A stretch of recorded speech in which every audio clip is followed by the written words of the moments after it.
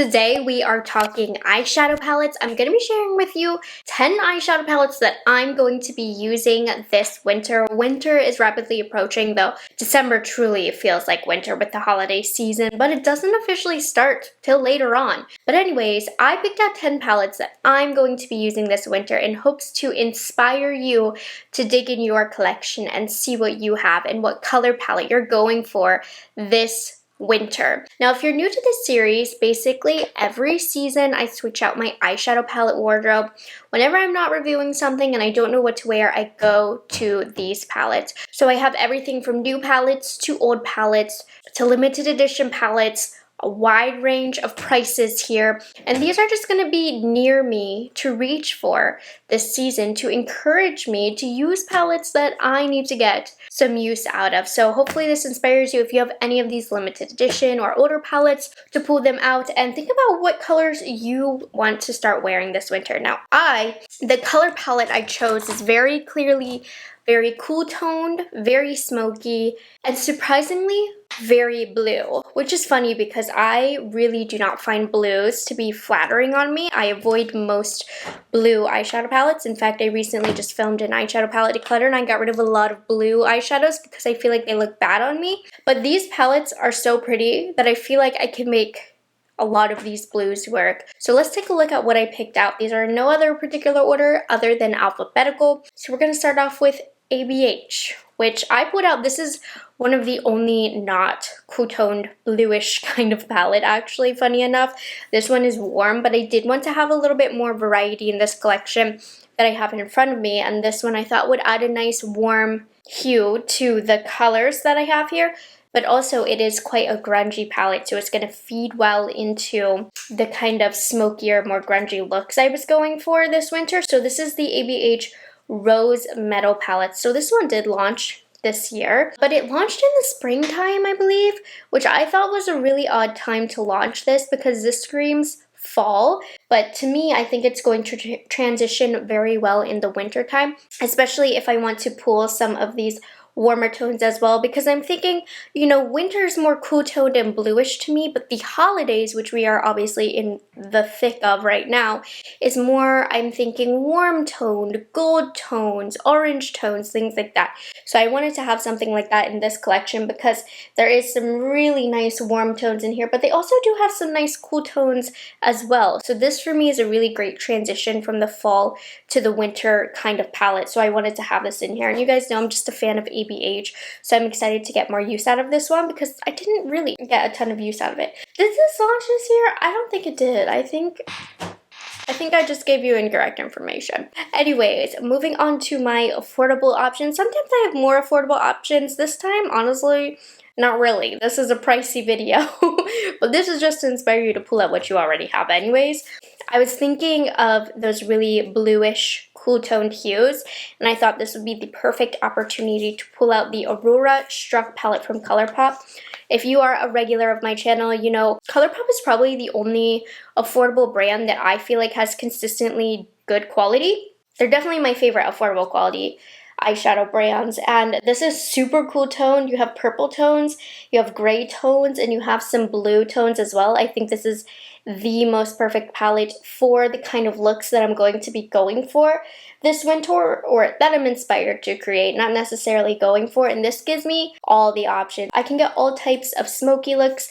I'm honestly really excited to have pulled this out. This wasn't initially something that I had in my mind going into this video, but as I was digging through my drawers, I was like, this is the one. This one is perfect. So for an affordable option with lots of options within it, definitely recommend this one. If you have it, pull it out. This next one is a newish palette. It entered my collection this year and I just don't feel quite done with it. I want to play around with it and I think it has some really great colors for this time of year. So this is the Esum, the Artistry palette, Elevate Pigment palette.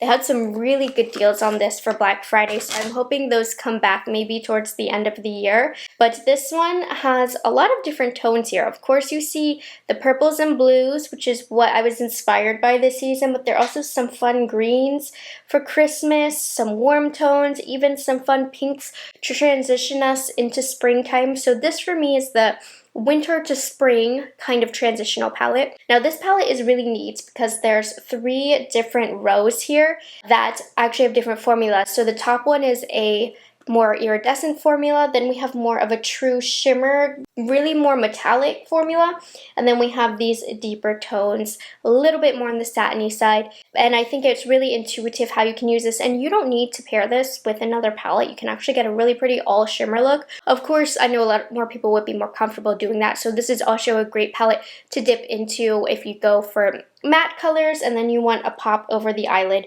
You can go with one of these. This is a surprisingly wearable palette. As somebody who is not super into color, I find this color story something to be very comfortable with. This is very high quality eyeshadows. I would say Esum has a really nice, reliable shimmer formula. It's really phenomenal in performance. So I'm going to be using this, a great luxe eyeshadow formula. It is pricey.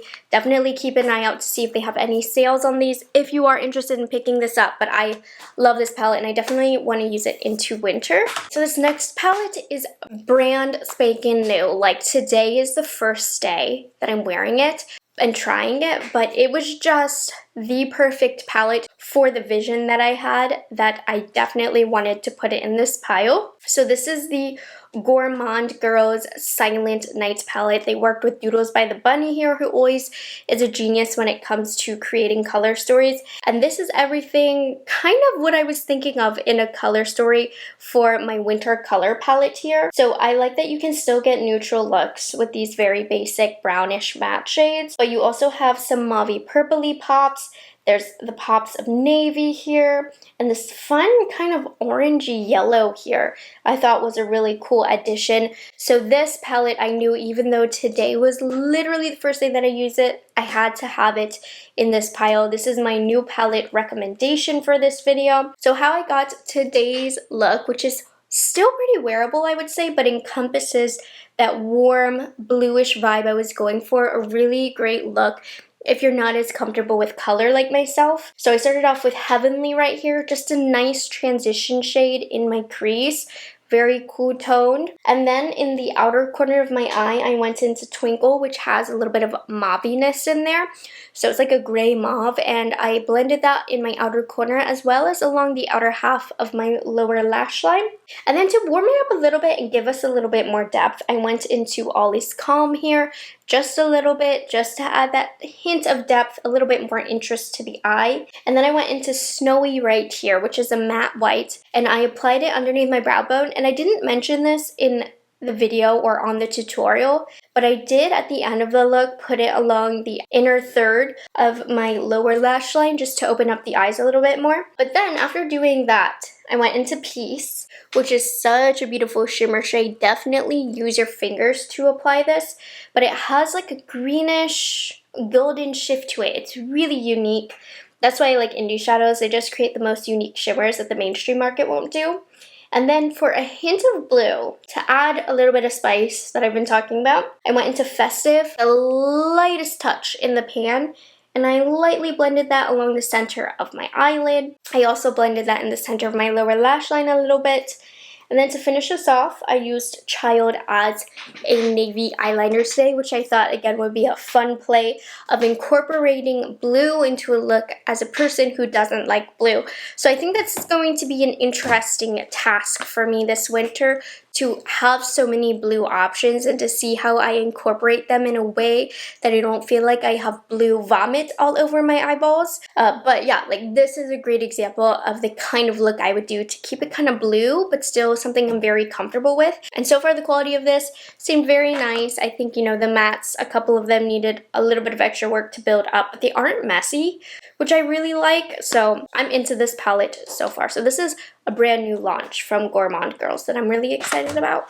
Moving on to the 5th palette here, I have this one from Nars. This was a limited edition one, but it is arguably not only one of the best palettes that Nars has launched, but also by far probably the most unique, because you know Nars has been in this pink trend with a few other brands that we're familiar with, but for some reason they launched this a couple years ago. This is their Climax palette.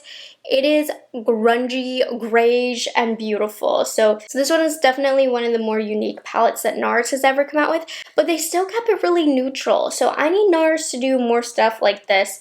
The quality is really beautiful. This is another great fall to winter transitional palette, and the shimmers here are really, really gorgeous. So this is a palette that I definitely wanted to use this winter because I feel like it's going to create really pretty, easy, grungy eyes. So if you have this one, definitely pull it out.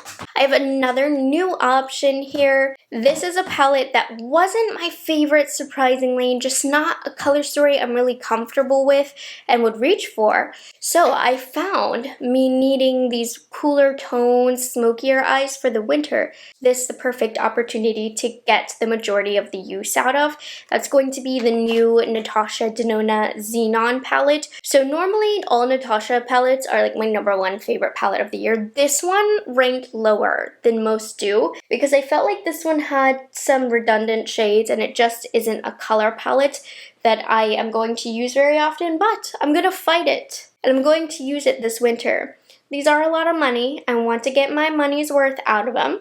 I do buy all of my Natasha Denona palettes, so I want to use this one. And this is like the poster child for a cool toned palette right here. Doesn't get any more cool tone than a truly gray palette. So I'm going to be using this. If you purchase this and maybe you haven't been getting the amount of use out of it as you had hoped for, now's the time to leave it out on your desk.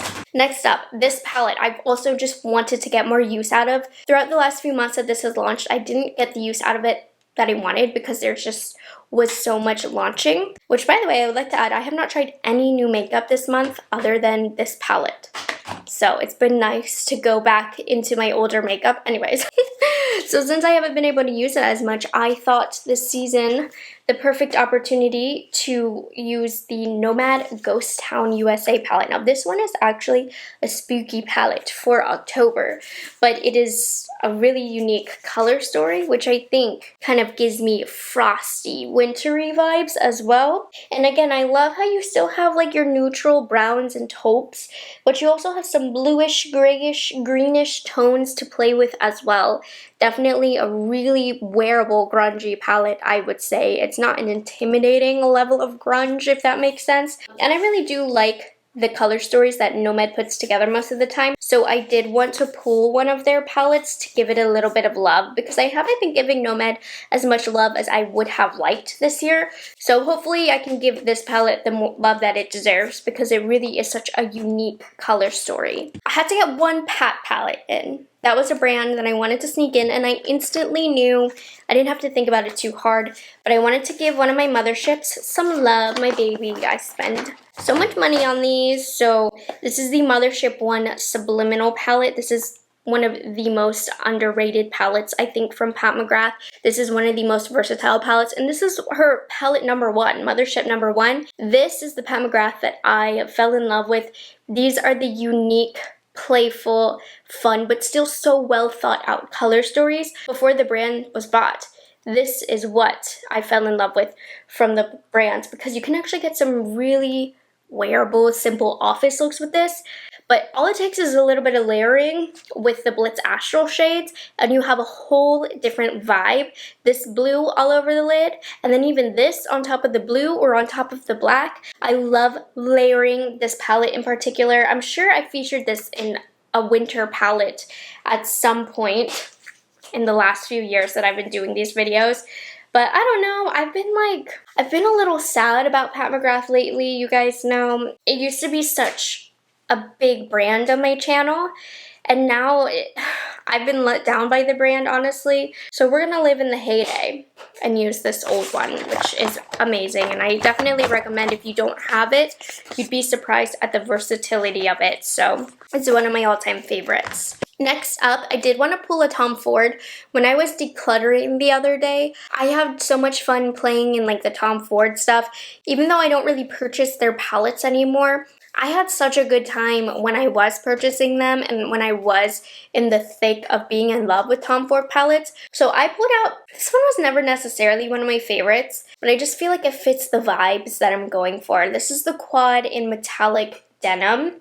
It has the wet to dry formulation. It has some pretty taupes here. And one thing I will say about Tom Ford, especially the older palettes, Tom Ford is the best brand to create a smoky eye with because the formula blends itself out. And we all know a smoky eye is all about a well-blended look. Well, when the shadows do the work themselves for blending, there's just something about the way a smoky color from Tom Ford blends out on the eye to give you the actual easy, most effortless, actually physically effortless, not just looking, but also the act of applying it is completely effortless, most perfect smoky eye. So I instantly knew I wanted to use one of my older Tom Ford palettes. This one's not super old, but this one perfectly fit the vibe for what I was going for. I'm excited to see if I do any fun super duper smoky eyes, maybe New Year's potentially, with this. Come on, beautiful. And then the last palette is a palette that I feel like I've been fighting for because everybody says it's bad, and I don't think it's bad. I think it's good. So I don't think it's like an amazing quality palette because it's from Too Faced, but this is their Cosmic Crush palette that even I think went on super discount because nobody liked it.